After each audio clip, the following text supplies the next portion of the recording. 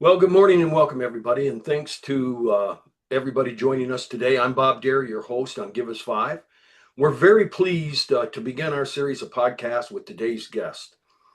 We've posted Lawson Magruder's biography, and if you haven't taken the time to do so, please review the distinguished life of this great soldier, leader, and human being.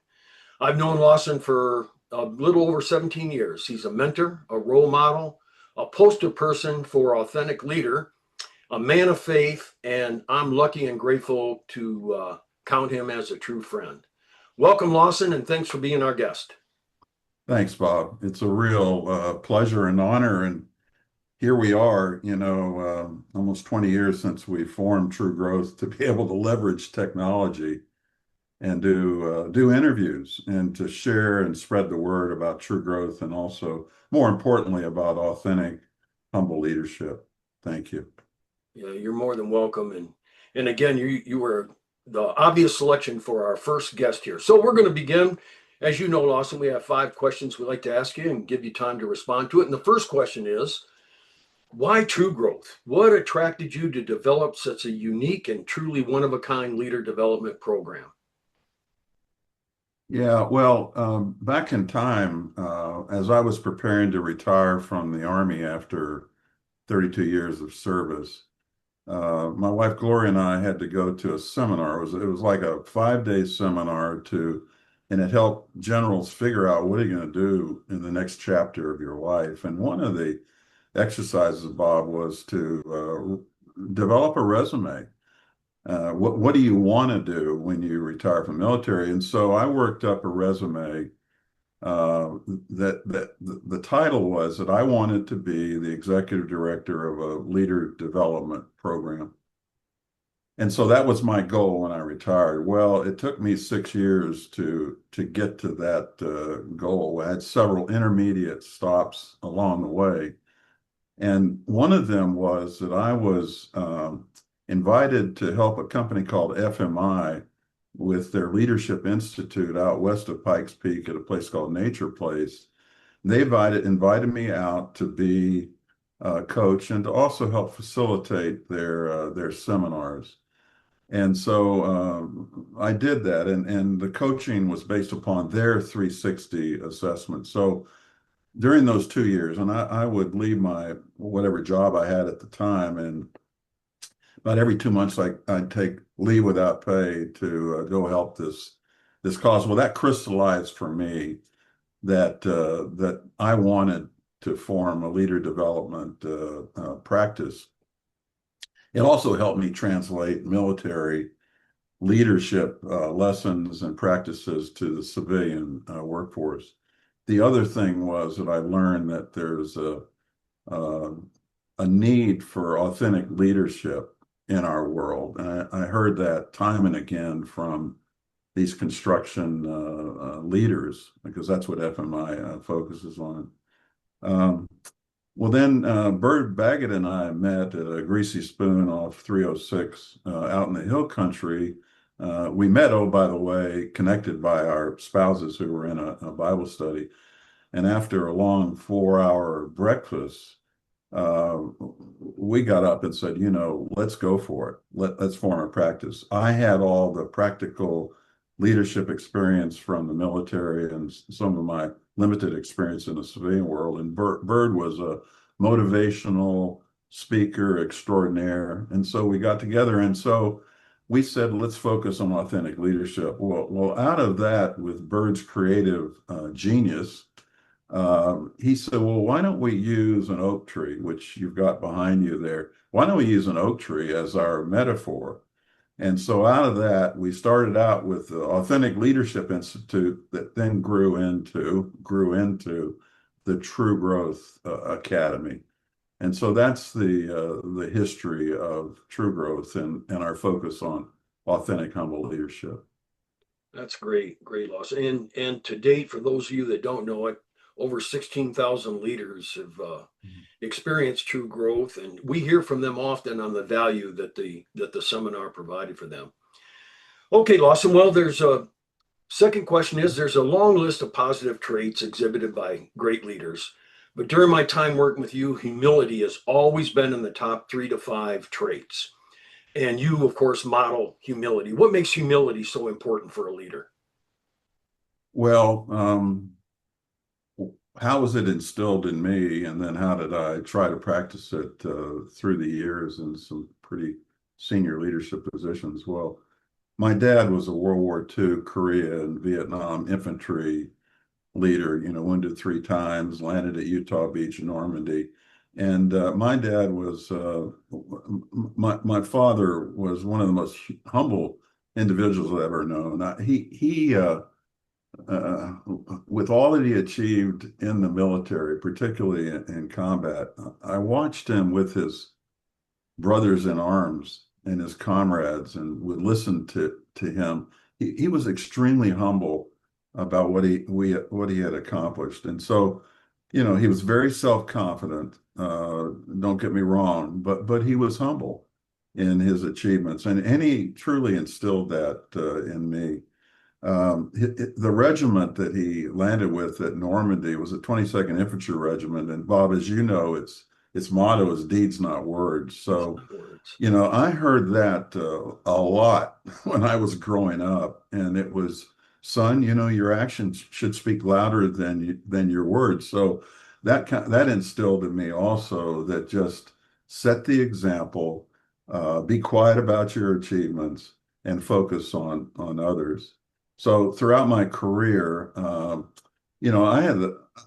was blessed to see and work for and with many humble, self-confident leaders. I also worked for some jerks, for some arrogant leaders. So contrasting the two, particularly early on in my career as a young captain, I said, I want to be like, I want to have the behaviors and the values of these humble leaders, because what they were doing, in contrast to the arrogant one, was they were building trust and teamwork within their organizations. So I tried to model that throughout my career, and I really relied on feedback from confidants and peers and from my superiors to ensure that I wasn't getting too big ahead, because I did have a blessed career and accelerated along in ranks along the way. And Gloria, we've been together for 56 years. She, as my really good Vietnamese American friend, God bless him, Luan, he called Gloria the tail of my kite. She was the one that stabilized me and ensured that I didn't get too full of myself, and really helped me to keep me humble along the way. The other thing, and I'd leave this with the viewers, is my dad said to me early on in my career, he said, "Son, you're doing really well and you're getting, some early promotions. You just remember your friends on the way up, because you may meet them on the way down." And his message was, don't forget the people that you work with and for, and people that have done that have lifted you up along the way. Don't forget them on the way up. So humility is very, very important for me, and I think I know that that's what true growth was all about. Yeah, that is a wow answer, Lawson. That's a great answer. So you had a very successful career in the U.S. Army, and is there one assignment or achievement that stands out to you when you reflect of your 30 plus years of experience, something that you constantly call on that says this was great? Yeah, I was a general for 10 years, and had 4 general officer commands along the way. And I'm kind of proud to say I never served in the Pentagon, so I was an oddball when I got to the 3-star level. But out of those years of service, 24 of those years, I had the honor of serving with soldiers and leading soldiers. So you would think out of the general officer commands, and I had some challenging ones, that one of those would be the one I'd pick to answer your question, but it's not. The one that stood out for me, that was transformative for me and was transformative for the unit, occurred back in 1970, 75. when I came back from Vietnam, I went back to the 82nd Airborne, to command a company, and I did well in commanding a parachute unit with 180 paratroopers. And after I left command, I thought I was going to go and to a recruiting command, but the Army decided to form another modern Ranger battalion, and the battalion commander knew me from the 82nd. The first battalion commander was, God bless him, Bo Baker, selected me to be a company commander to form, to organize, to train a company in the first year. And so I was really honored to form a unit. I mean, that is something that very few of us get an opportunity to do. It's like, starting a company. And so the forming, the organizing, and then in our case, in this unit, a tough unit with triple volunteers. Oh, by the way, they volunteered for the Army, they volunteered to be paratroopers, and they volunteered to be in a Ranger battalion. These were all young men that wanted to be there. We went through 7 months of intensive training. It was field training, field training, field training from the smallest level unit, a squad of 10 to 11, all the way to the company of 190 Rangers. And so I took them through that training with the help of my wonderful leadership team of sergeants and lieutenants. And then we went through a pretty grueling certification exercise of a week. The company excelled, and then we were certified for deployment worldwide. And then I took them to Alaska so we could do some training in the Arctic. But that year was a really important year for me because I learned a couple of things. One was, and you are a distinguished retired senior NCO, I learned the value of competent NCOs and how important they are in fueling the engine in whatever level or organization. The other thing I learned was train to a standard and not to time. And so we were into, and you remember this, Bob, performance-oriented training, Indeed. task, condition, and standards. Before that, and you and I are old enough, we would, okay, if we're going to do, we put on the training schedule that we're going to do squad drills. Well, if you're done with, and you met the standard after 45 minutes, then you don't need to waste the soldier's time for another hour, hour and a half.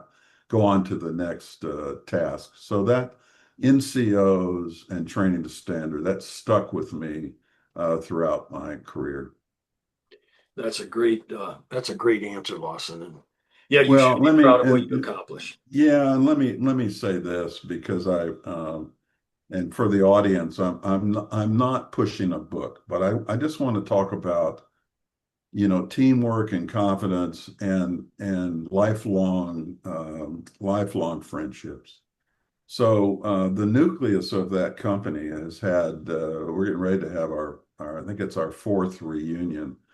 We go out to Reno, where one of our wonderful peers and Rangers lives, and we've had reunions. Well, after the last reunion, a retired Master Sergeant by the name of Fred Kleibacker and I said, man, we marvel at what these men, they're all in their early 70s now, going into their late 70s, what they did with their lives, whether they stayed in the military or they got out.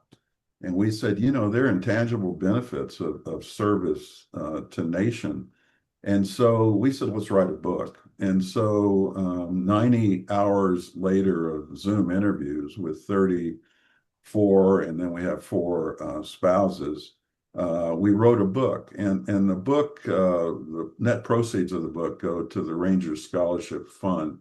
Yep. And so I just would say to the audience, if you want a good read, and there's a lot of leadership lessons in here, it's of their own accord. And the chapters are the themes, and the chapters are the intangible benefits of service, whether it's service in uniform or service to others. I mean, everything from accountability to courage to being ended up being they're all wonderful citizens. So I just mentioned that relationships and friendships that are forged and built early on, you want to sustain those through the years, and particularly, to be honest with you, for men, I have a lot of good personal friends like you, Bob and Bird, but I also have, 30 plus fellow Rangers. Yeah, you sure do. Of their own accord. And I believe you can get it on Amazon, can't you? You can get it Something like this. On Amazon, but we prefer that you buy it on the website because we get a higher net proceeds. So it's www.oftheirownaccord.com. If you go there, easy to order it, but you can order on Amazon also. Thank you. All right. Thanks, Lawson. Lawson, what would your three tips be for a young person beginning in their initial role as a leader?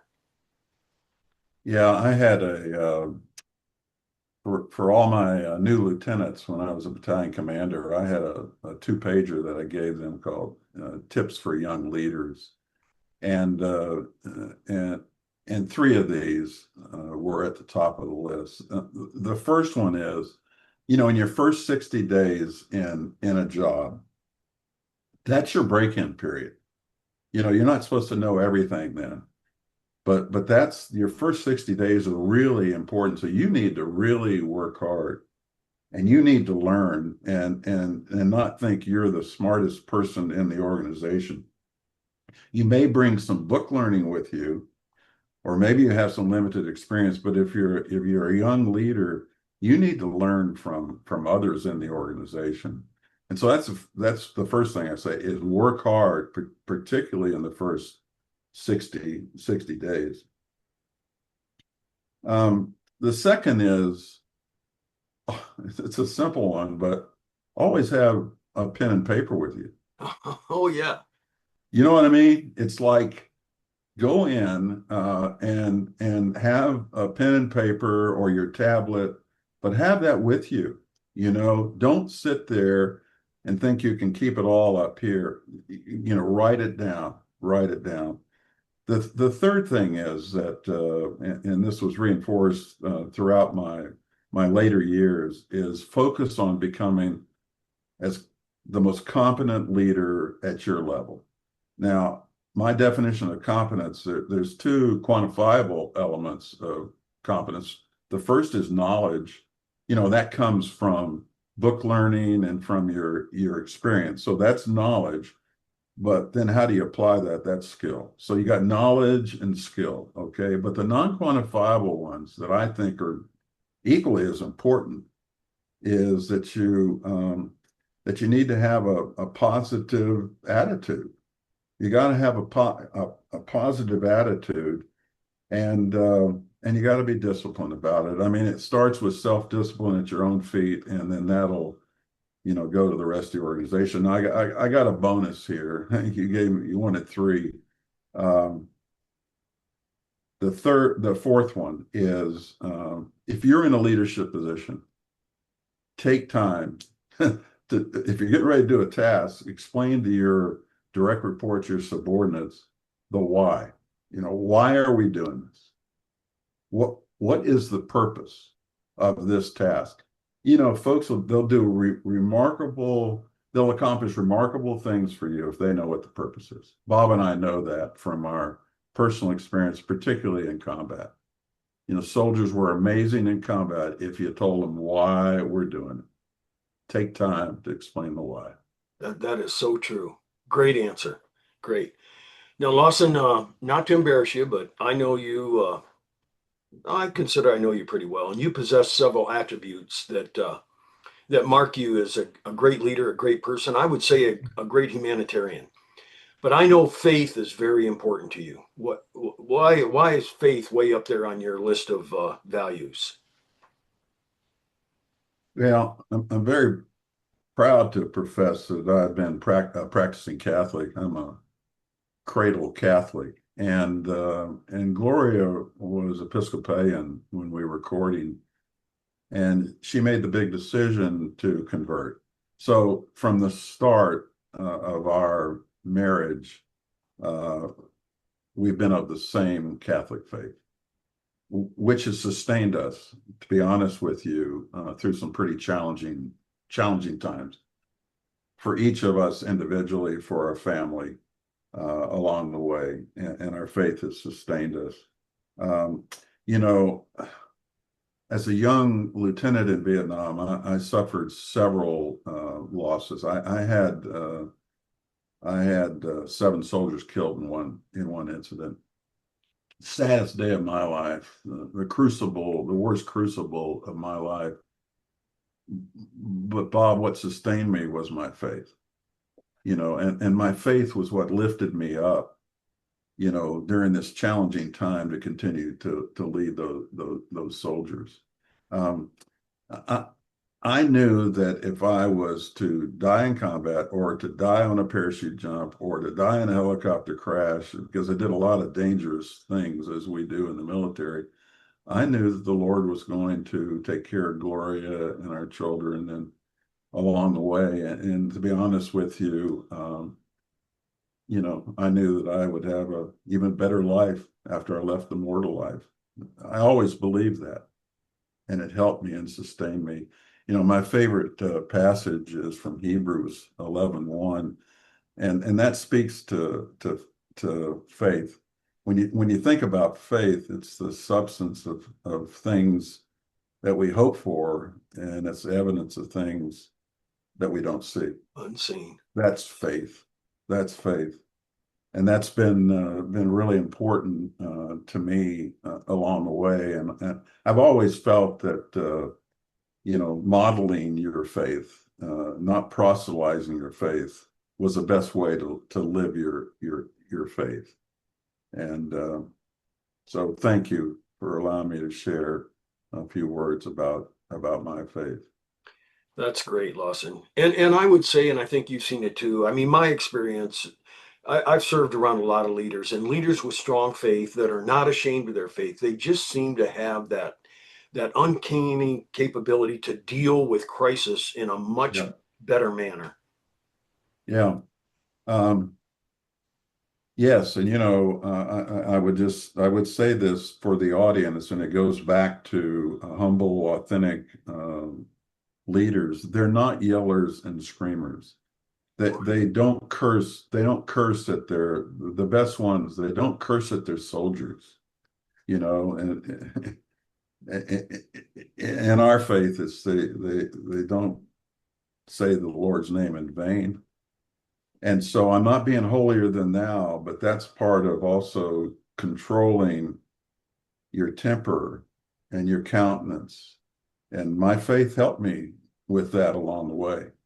My dad told me when I was a young lieutenant, he said, don't curse at your soldiers, don't be yelling and screaming at your soldiers. That ain't going to work with them. Yeah. So thank you. Great advice. Well, we got a few minutes here just before I close. Would you mind sharing your 5 values and your purpose statement that you've been carrying around for years? I've got it in my wallet, but I also pulled it out here. Oh my gosh. Yeah. Yeah. So my purpose is to live a values-based life and to pass it on. And I've got 5 values. Surprise, surprise. One of the values is faith. The others is family, and then respect and service and loyalty. For those of you that have been in the Army, look at that. 3 out of my 5 values are Army values. I mean, when you're an Army brat and son of a soldier, and then a soldier for many years, they just emerged as all important to me and to sustain me. I would just tell you also the behaviors. Of course, as you all will learn, that if you have the privilege of going through a true growth program, what bring the values to life are your behaviors. So when I look at service for me is setting the example for others. Respect is truly, focusing on others. Faith, and this is hard to do in our troubling times now, but in my faith, you're truly called to love others, to love others. Boy, that's been hard to do on occasion.